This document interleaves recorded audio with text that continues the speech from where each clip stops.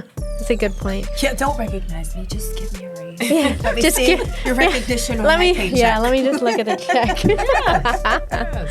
I love that.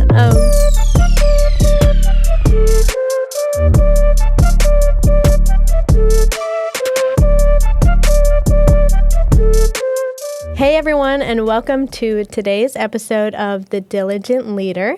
We have a very special guest with us today, Roslyn Davis of RoDA Solutions, who is the president and CEO. Roslyn, welcome. Thank you so much for joining us today. Oh, thank you so much. I appreciate it. And thank you for having me out today for this podcast.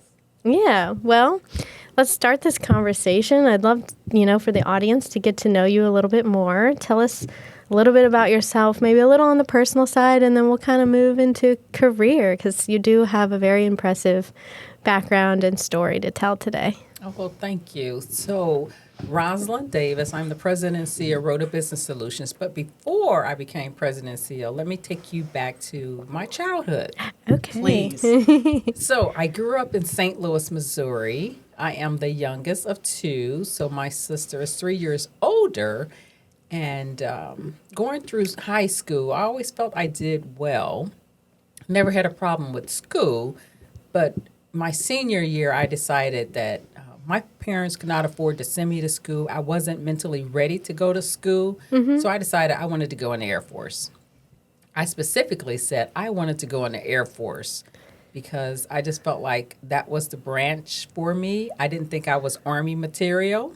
Okay. I felt like I was a girly girl. You were just kind of drawn to that. Yes. So their marketing kind of, you just gotcha. When I went to the recruiting station, I had to pass the Marine, the Army, the Navy, and I went all the way to the back to the Air Force recruiter, and that's where I landed. And it has been such a great choice that I did 24 years. Wow.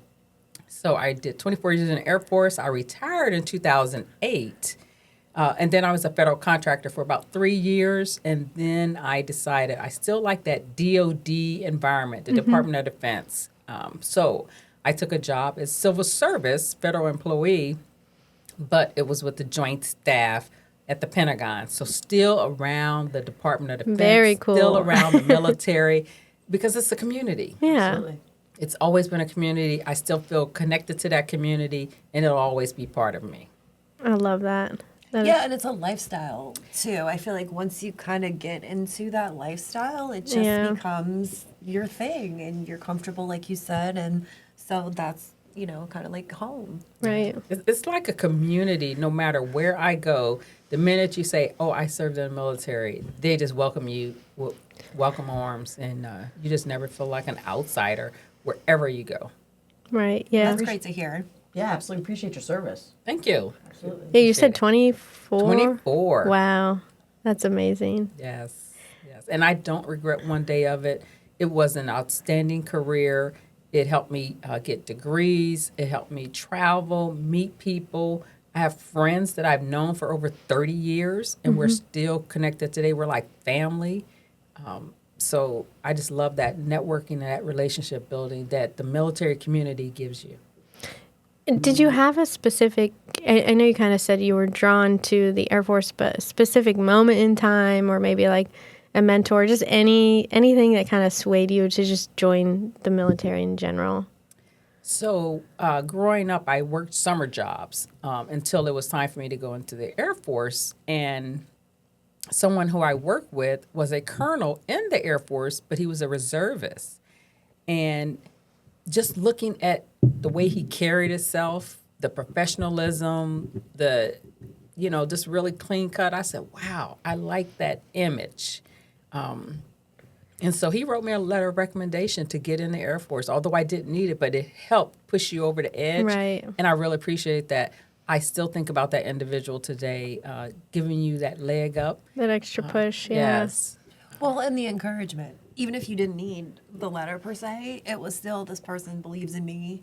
Yes. Gives you a push to believe in yourself, especially at a young, impressionable age Right. like that. I think that's great. Yes, definitely. All right.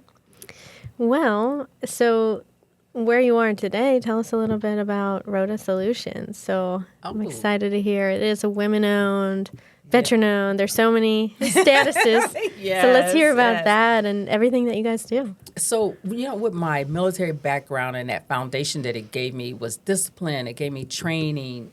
It gave me the resilience to continue despite challenges. So when I retired from civil service, I said, okay, what am I going to do now? So I decided to start RoDA Business Solutions. So we focus on professional services. We help organizations become more efficient through change management, strategic planning. We also help with policy review and development. But then on the talent management side, because you may have the organization, but you still need the people to do the work. So that's where our talent management comes in. So we make sure that talent is trained. And so we provide that leadership and development training, but also executive coaching.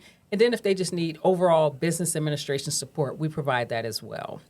And so, Kayla, you were saying, yes, we are a woman-owned, certified small business, but we also a service-disabled, veteran-owned small business as well, certified by SBA. Mm-hmm. And in the state of Maryland, we are a minority business-owned, disadvantaged business-owned, and small business enterprise. So the MBE, DBE, SBE certifications of Maryland. Love it. That is great. So I had a question because I think sometimes in business, especially with smaller businesses or startups, there's a lot of things that can be very overwhelming. And especially when you're talking about adding staff or you're adding new services and you come in almost as a third party who can sort of look at it through a different lens and say, this is where you need to make some alterations, or I think we sew up, funds here a little bit in this area.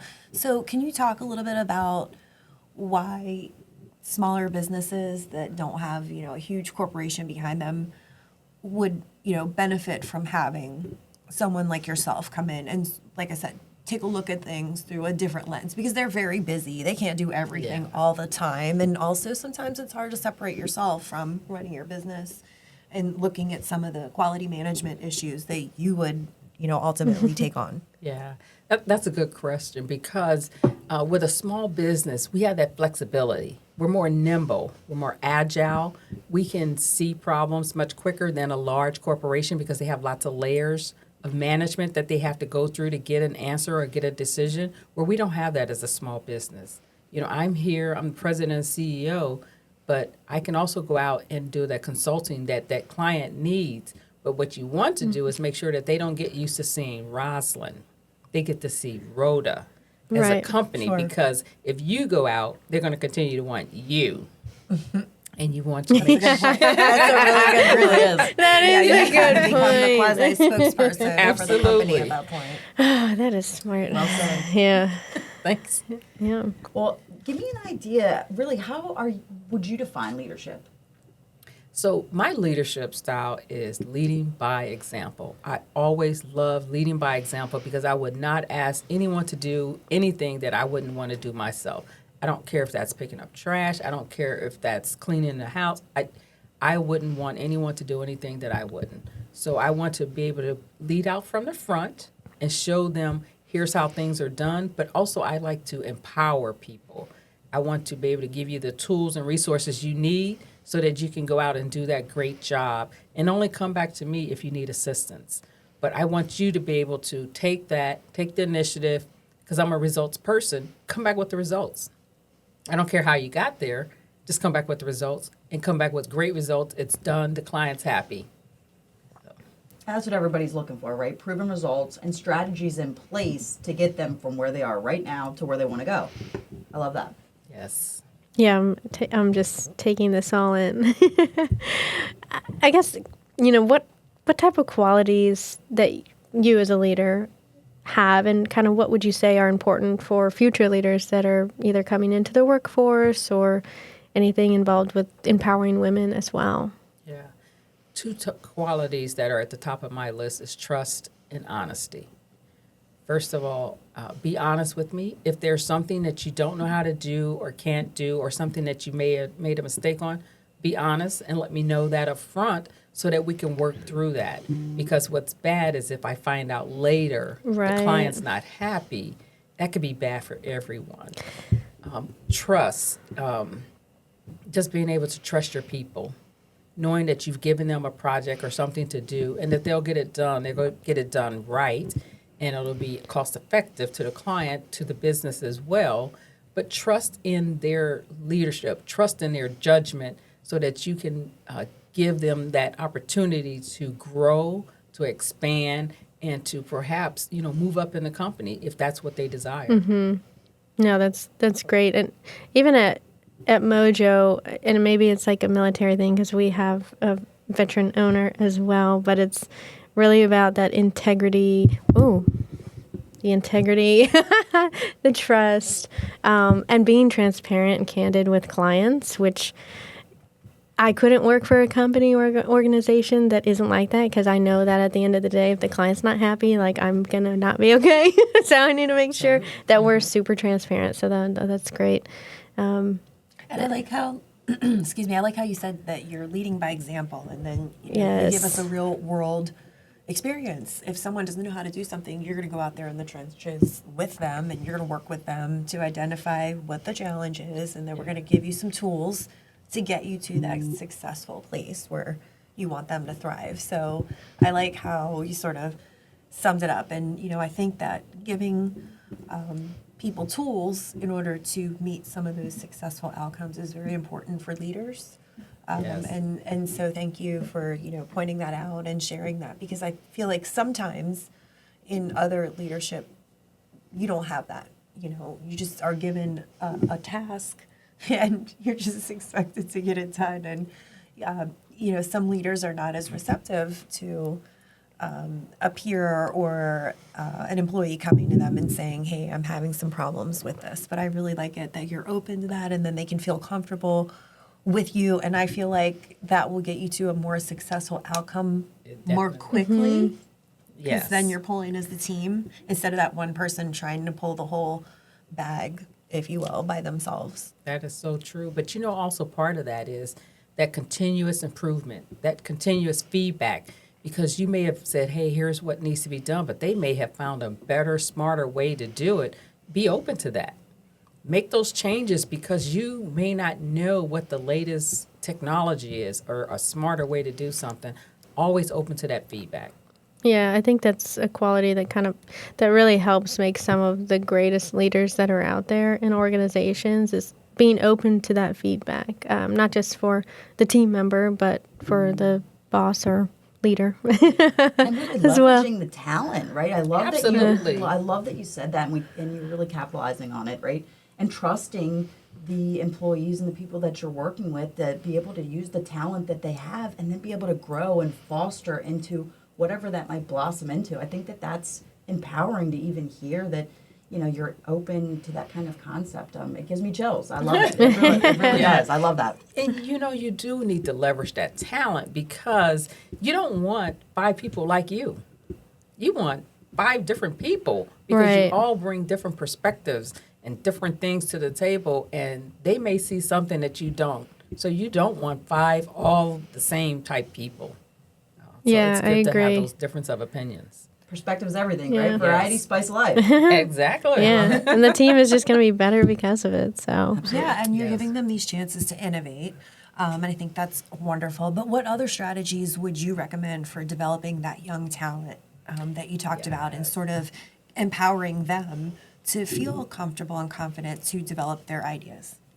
One thing I like to do is when we bring on new people is learn that individual. Learn about what motivates them, because what motivates one doesn't motivate the other. And you really need to make that a personal thing, that you motivate people where they're at. Because some people want that recognition to say, hey, I won. Other people want that quiet, hey, just tell me, give me a day off. Or give me give me that bonus. They don't want that recognition. So you really have to understand your people and what motivates them, and then work towards that, because you can't treat them all the same. I would wholeheartedly agree with that, because some people don't want to be publicly, recognized for whatever reason. They may be shy, and that may just not be their thing. So don't push them to that, because then you may saddle them, and they may resent you, or they may withdraw, and you don't want that, because they're probably a star performer. right. So give them what it is they need to motivate them. Yeah, I think for some, well, even for myself, but also like other leaders, it might be hard to do that and to actually take a step back and realize that just because of their personality type or what they're expecting or how they feel. Especially a lot of leaders are super outgoing, things along those lines, where someone might be more of an introvert and they don't necessarily want that public recognition. They want the raise. So no, thank you for sharing that. That's a good point. Yeah, don't recognize me. Just give me a raise. Yeah, let me see your recognition on let my me, paycheck. Yeah, let me just look at the check. Yes.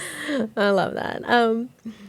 A question that I had that I was excited to ask, just because you specialize in this as well, but I guess how important do you think is emotional intelligence, not just in the workplace, but in a leader as well? Yeah. So that kind of goes back to knowing your people. Not that you say, everyone that you bring on, I want you to do this personality assessment so I'll know what type of person you are. No, because if you're around people long enough, you'll understand what type of person they are and what motivates them. So that's really that emotional intelligence where it doesn't take an assessment to kind of figure out what people like and what they dislike and where their strengths and weaknesses are as well. And so taking that where they're good at and pushing them towards continue to do that, but where their weakness at and helping them overcome those. Yeah. Because that may be something that they want to do but may be fearful of. So give them those tools and resources to help them with those weak spots so now they can become exceptional employees. Right. And what about for, I guess, on the other end for clients? Like, how do you manage that? Because I know that's a whole different ballgame. Yes. So in this business, you come across a lot of different clients, and you do have to manage those expectations and personalities. Yep. So again, knowing what it is that client needs, because I've had some where they want you to hold their hand. They want you to give them the step-by-step and then some of them may have that military background where they're like, I'm in charge. And you're like, okay, you are in charge. I'm here to help you. So you just manage the expectation of the client. And I tend to, side with knowing who they are and what makes them happy. And continue to, manage this client this way, because they're all different. Right. I agree. Yeah, we have clients that, we meet with multiple times a week, and then other clients are like, do your magic. We'll meet in 3 months. So it's so interesting how everyone is different. The dynamics, yeah. right? Yes. Yeah, absolutely. So understanding your team, understanding your clients, then taking all their strengths together to sort of maximize the outcomes. It sounds like Yes. from what you're saying. I mean, that's great, and I love how you're not afraid to empower the team, because I think that a lot of different leadership styles, again, like you noted, it just depends on your background, but some people just want to be in charge, and some leaders, they just want to be in charge. But if you let go a little bit and you trust and you let your team go, then you might see that potential that you hadn't thought that person had. And as you pointed out, maybe they didn't know they had it either. But if you develop it with them, then your results are astounding. Absolutely. And you want to make sure that people feel welcome, that they want to work for you. And so that leader who wants to do everything, have it their way, it's my way or the highway, who wants to work for that type of person? You want to be able to have the freedom to make some choices. And if you make a mistake, hey, I made this mistake, and we fix it.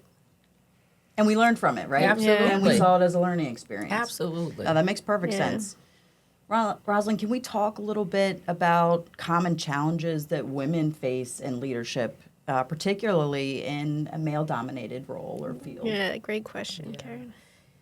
Sometimes, you walk into a room of networking, and it could be male-dominated room, and they may not speak to you. They may not even talk to you until they recognize that you're in the C-suite. And that's unfortunate that their conversation, their demeanor changes at that moment instead of just seeing you as an individual. And you're here at this networking event together, and let's just talk. Let's build a relationship. But sometimes you do have to make it known who you are just so you can get that seat at the table. And if you walk into a room and there's a table, sit at the head of the table. Do not sit on the side. Yes. I love that. Yes. Take your place. That's Yeah. right. Don't put anybody in the corner. Take your place at the table. Absolutely. Because that return on relationship, you never know who you might actually be sitting next to. And what's so funny about that is it makes me think of how you and I met and how that's all coming full circle. So, How did you guys meet? Tell us. How did you ladies meet, should I say? We were at a chamber event. It was actually almost like a speed dating, if you will.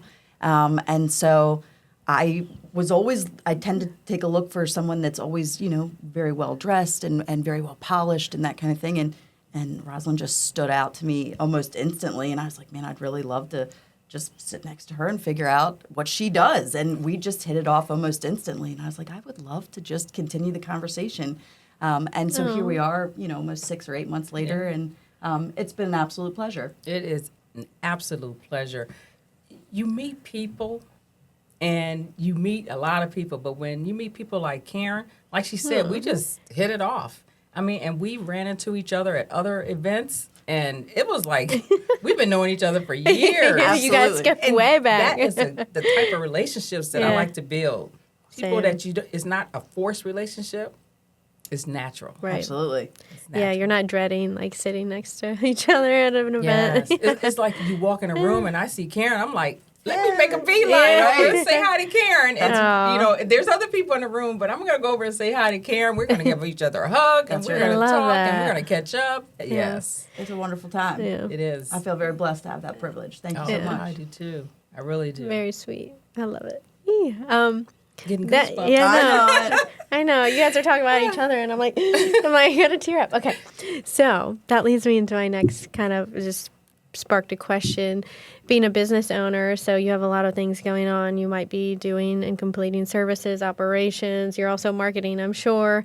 You're doing networking. You're probably on some boards and committees. Talk to us a little bit about what you're doing in regards to that. If you're networking, extracurricular, boards, committees, stuff like that, and kind of how you find a healthy balance. It's a lot of questions into one, but take it away. It's funny that you asked that, because today I was just sharing with someone who asked, how do you do all that? Mm-hmm. So right now I am in a coaching class with Anne Arundel Community College. Oh. And today is the last night, but I've been at it since January. Wow. So What is the class? Because I need to look it up.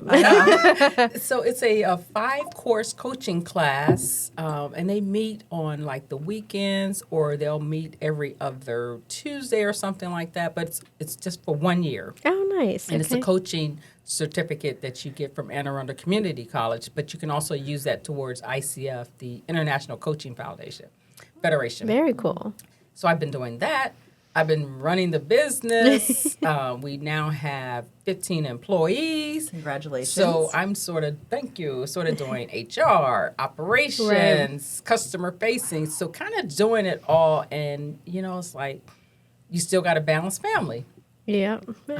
But it's to the point where they support me.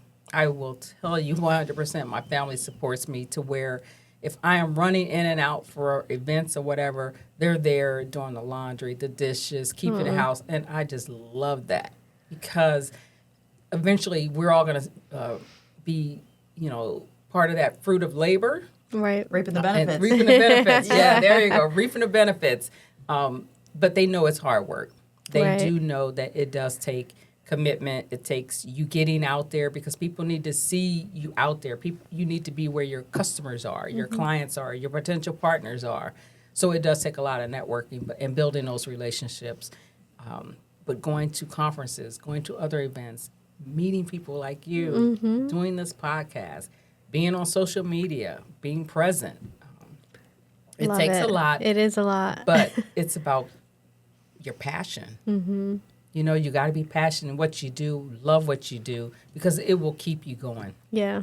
Yeah, and you do have to take that break and reset. Yeah, how do you do that? Is it, you go on vacation, you stay at home and read a book, you go out with your friends, like?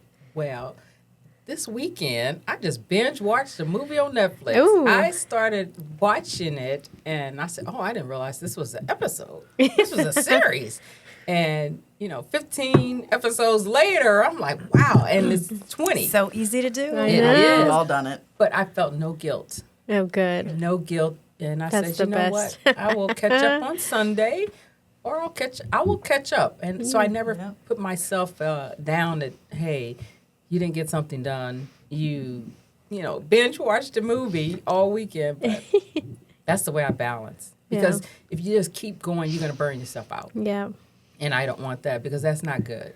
Yeah, agreed. Do you find yourself that when you do take that time, you were like checking some emails or like trying to do a few things here and there? Because I sometimes I'm doing that and I'm like, no.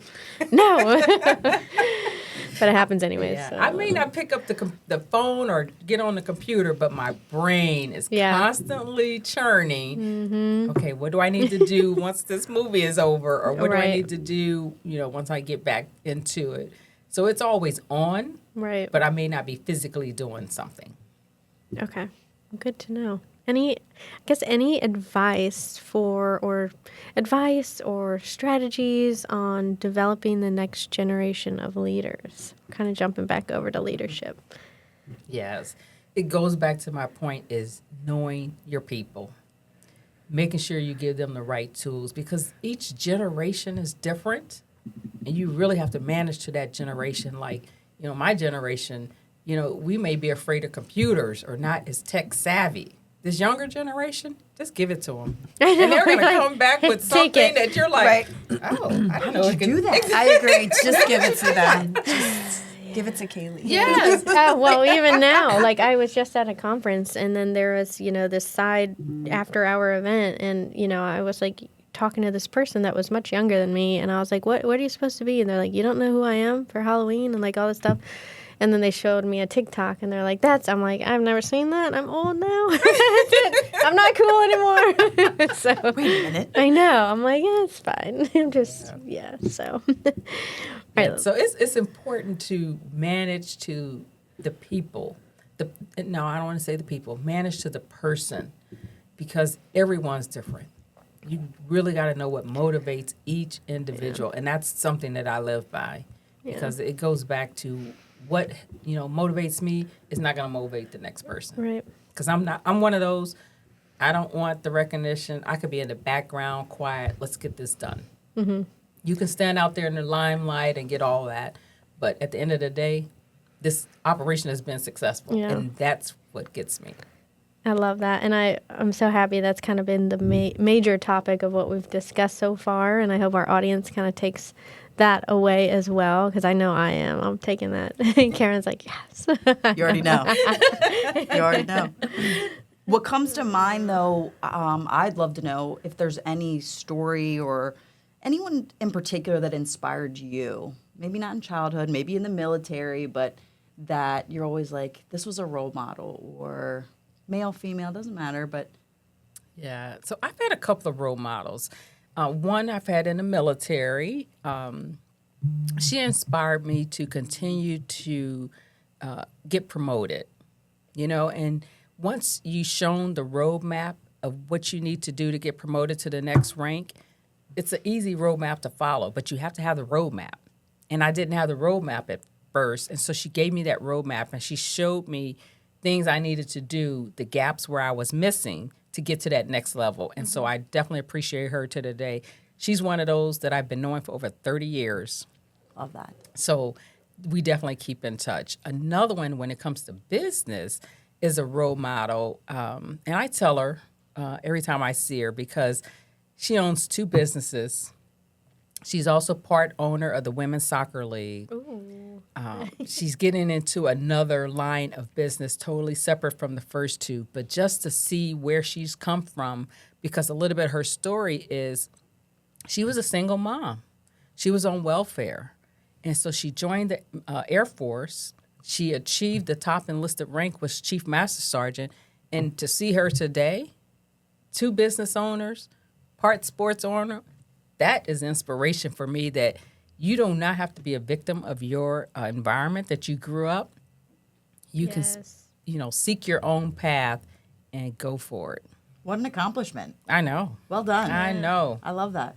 Yes. And the fact that you're 30 years later, even still thinking about these impacts that these women have had on your life. And Yes. I love that you said that, she gave you a plan to help put in place, because I think in today's society, right, a lot of people have such a hard time taking that first step because they don't know what to do. So it's so important to have a mentor that's going to tell you what the next right step is. I love that. Yes. And, with that mentor as well is helping you so that you don't fall so hard. Because in business, you can take the wrong step and you could be out of business the next day.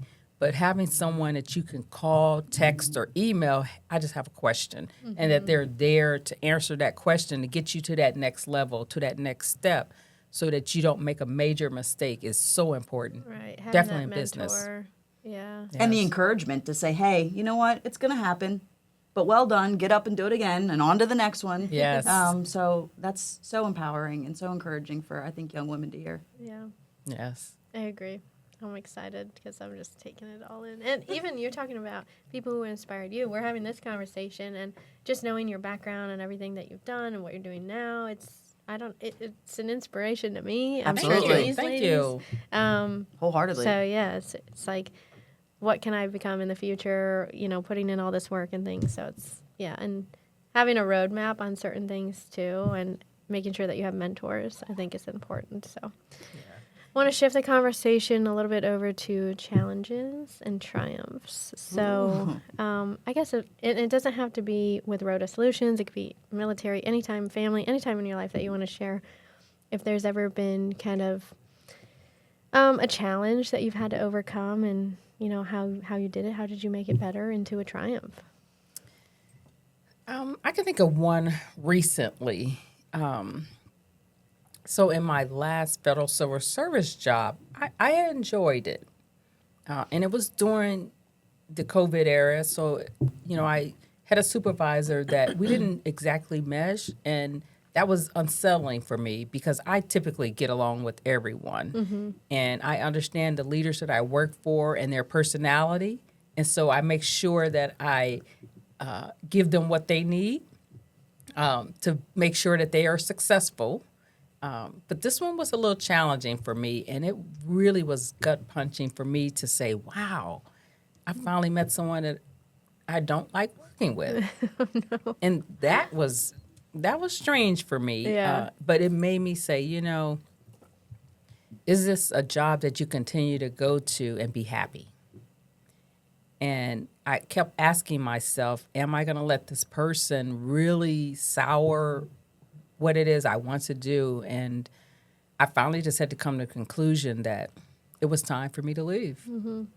It was time for me to leave, but I don't leave without a plan. So I had a plan. I said, okay, let's map this out, because you want to leave on your own terms. You don't want to leave because someone forced you out and you don't have a plan, because you still got a family. There's things you still like to do. So I had a plan, and I put that plan in place. But here's the challenge. I had to tell my father that, hey, guess what? I'm leaving my government job, my high six-figure government job, and here's what I'm going to do next. Yeah. I tell you, it was a good month or two nerves on how I was going to tell him this is my next step in life, because I thought he was going to say, are you crazy? Have you lost your mind? I was practicing. What am I going to say? How am I going to say it? And so I finally told him, and he was happy. When I tell you the weight just lifted off my shoulder, I felt so good. I felt relieved that, you know what? I have my father's support. Oh. So I can do it. Yeah. Sometimes that's all you need. That's it. That is it. Just that one person that says, I support you. Right. You'll be fine. You got this. Exactly. I love that. Yeah. Yes. And the fact that you already had a plan, because knowing when to get out, I think it's huge. So many people stay in something that they don't love. Ooh. And that's when you shifted to your own business. Is that Yes. correct? Yeah. So that's scary in itself, but you did it and you're thriving, and Yep. it was the right decision. I do not look back and regret that day. Oh, good. I am so happy with my decision. I am moving forward. Things are going great. I love it. I love the flexibility of being a business owner and, waking up and say, hey, today I want to go join Kaylee and, and Holly and Karen on this podcast. That's right. Oh, well, we love that you can do that as well. So thank you. We have just a couple minutes left. That was a really quick, it's just easy conversation with you. So again, thank you. But what kind of key takeaways, we've discussed it a little bit, but anything else that you want to leave our listeners with today? Any other certain key takeaways you want to chat about? In business, you keep hearing relationships. You hear the word relationships. Build relationships. I will tell you that is so important. It's so important to build authentic relationships. You go to a lot of events, you meet people, you get a stack of cards or whatever, but which ones can you really build relationships with? Like Karen and I, building that relationship. It doesn't matter, if we don't see each other for months, but we built that relationship to where she called me, say, hey, can you do? I call her, can you do? We're there. That's about building that relationship. In business, it's about relationships. Who can you trust? Who can you call when you need something? Yeah, I certainly agree. It definitely not only makes business better, but you're building this lifelong trust. And sometimes they become friends, even friends. It's not just, a colleague or someone you met through networking. So really great advice. And it's also good. Like on my way over here, I got a call from someone who just didn't want anything, just to check in and say, hey, how are you doing? That's good. And she's in business, and I know she's busy. But just to call and say, hey, I didn't want anything. I just wanted to call and check and see how you're doing. And thank you for inviting me for that event. That's good. Sweet. Yeah. I was thinking about you. Yes. Yeah. How thoughtful. Very thoughtful. Didn't want anything. Didn't, say, hey, I'm calling you because I need. No.